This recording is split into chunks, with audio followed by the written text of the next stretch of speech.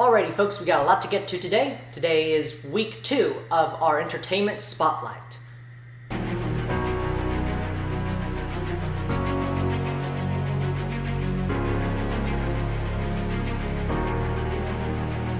So in today's spotlight, we will be taking a look at the top 10 movies that I recommend.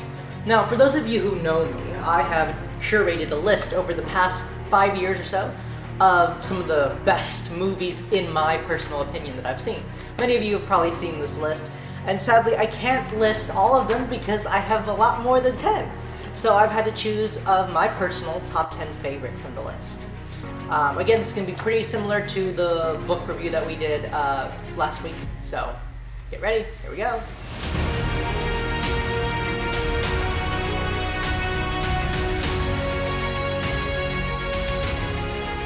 The music. I thought if I could play it, they would know I was alive and find me. We're never going to see your parents again. If they don't find us, we'll just have to go find them. So to start the list, at the top we have August Rush, which was released in 2007. A musical drama about Evan, a young musical prodigy who uses his gift to find his birth parents. Audience reaction to this movie are mixed. Some praise its emotional depth, while others find it overly sentimental. Now personally, I don't know how you would find this movie overly sentimental. Frankly, I love it. It is an amazing story. Quite literally, as the movie's little caption says, a story moving at the speed of sound. It is an incredibly moving story with a variety of characters, starring my personal favorite actor, Freddie Hyman. Also stars Jonathan Rhys-Meyers, Kerry Russell, and even Robin Williams, who plays a very eccentric character, as he always does. Overall, I personally rate this movie an 8 out of 10. I felt that the implied ending could have been built up just a little bit more to give a complete resolution for audience members. However, this is still one of my personal favorite movies that I highly recommend. Again, links to all these films are going to be in the description below, so check it out. The number 1 heat wave, August Rush!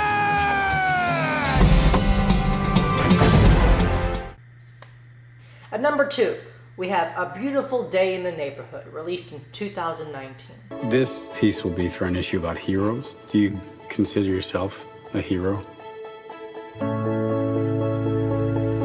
We are trying to give the world positive ways of dealing with their feelings. Inspired by the real-life friendship between Fred Rogers and journalist Tom Juneau, the film explores themes of kindness and empathy. Now, growing up, I was a huge fan of Mr. Rogers. He heavily influenced my life, and is a large portion of why I am so critical about the film industry and about media, and especially about what kids watch on television and what they read. Now, this film with Tom Hanks is so good. Again, it is true to the story. In fact, there's an interview with the actual journalist Tom Juneau that I highly recommend to watch before you watch this film. What I consider to be also a blessing is that Tom Hanks is the 7th cousin of Fred Rogers, and he didn't even know it. So what a tremendous blessing. And Tom plays Fred Rogers with heart and extreme accuracy. It's a beautiful film. The best thing we can do is to let people know that each one of them is precious.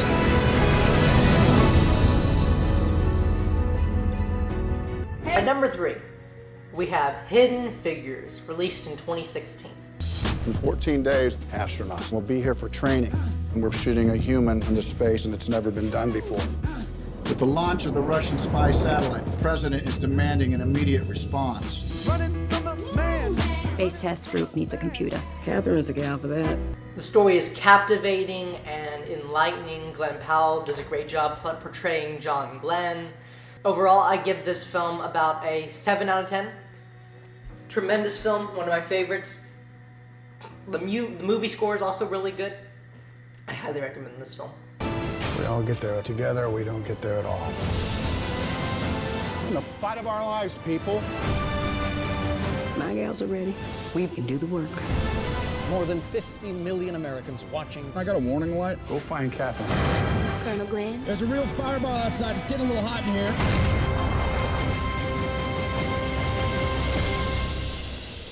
Next, at number 4, No Name on the Bullet, released in 1959. A Western thriller about a hired gun whose presence in a town causes paranoia among its residents. 23 times John Gant had dueled with death and won. Always legally, always fairly. Why didn't you kill me? I wasn't paid to.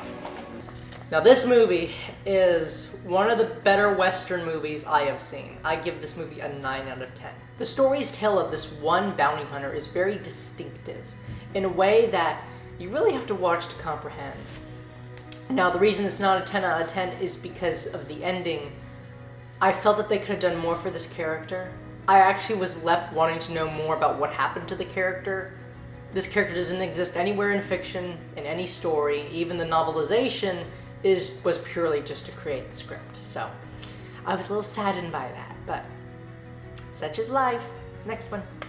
At number 6, we have The Alamo, released in 2004. A historical drama depicting the 1836 Battle of the Alamo and focusing on the events leading up to the conflict. I'd like to ask each of you what it is you value so highly that you are willing to fight and possibly die for. Now this movie, I can safely give a 10 out of 10 for historical accuracy and emotional portrayals. Without a doubt, this is by far the most historically accurate version I have ever seen, and a lot of people will agree to that. The portrayal of the characters of Crockett, Travis, Bowie, and all the rest are portrayed with the deepest of reverence and respect for the actual historical figures. If you wish to stay here, in the Alamo, we will show the world what patriots are made of. At number 7, we come to another Western, The Cowboys, 1972. It's 400 miles of the meanest country in the West. And the only way we're gonna get through is if you take orders. You'll get the best food in the territory, no rest, damn little sleep, and come with grit teeth. Because, gentlemen, that's when school really begins.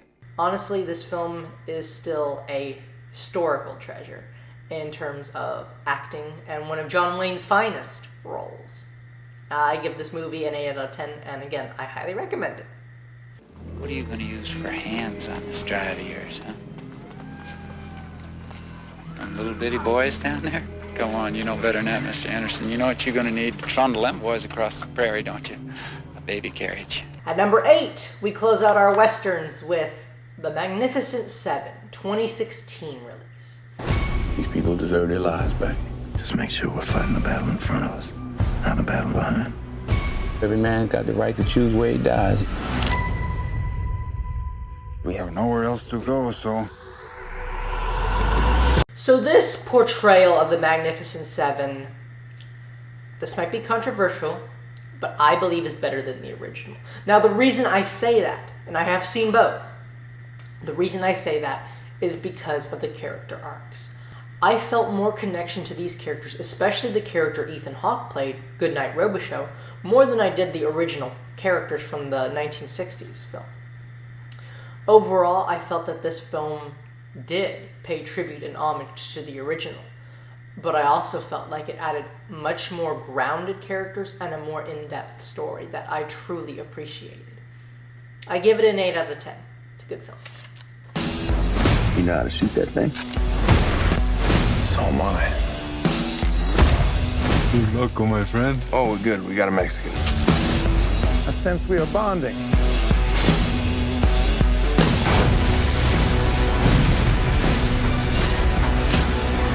We got a 7.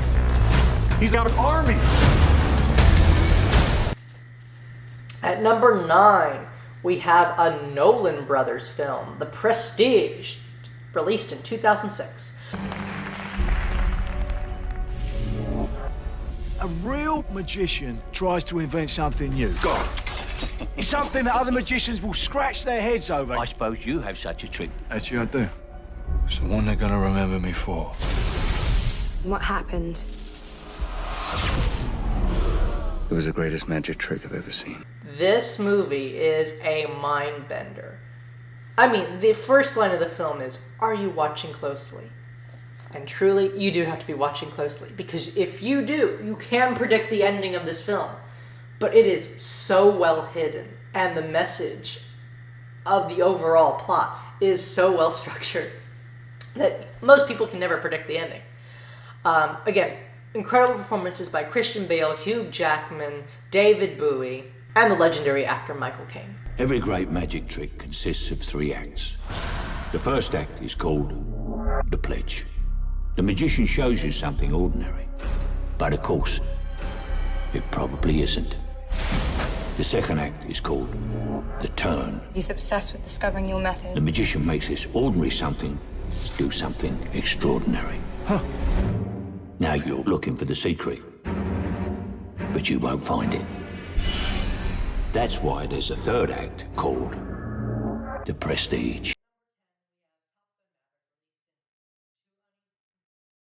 Finally, at number 10, we have Top Gun Maverick, released in 2022.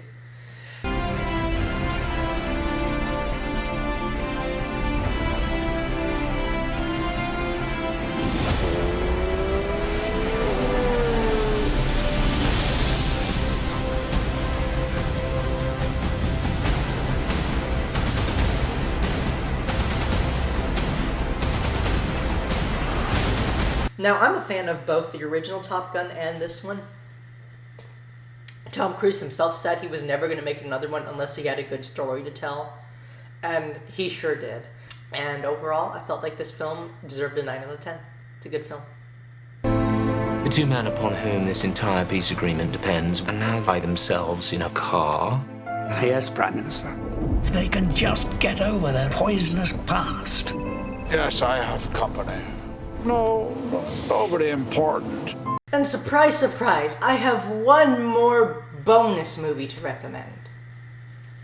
I am submitting The Journey. The synopsis of this film takes place during the Irish Revolution, between Martin McGuinness and Ian Paisley. It's a great film that explores the ever-changing political landscape of Ireland during that time. It also explores the different belief systems between each of the leaders.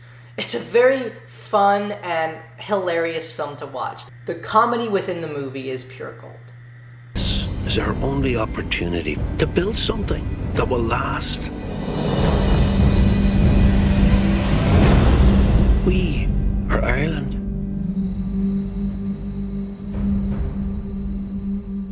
Do I recognize you from somewhere? Now hold on a second. Freeze that. Enhance. Is that Freddie Highmore? Really?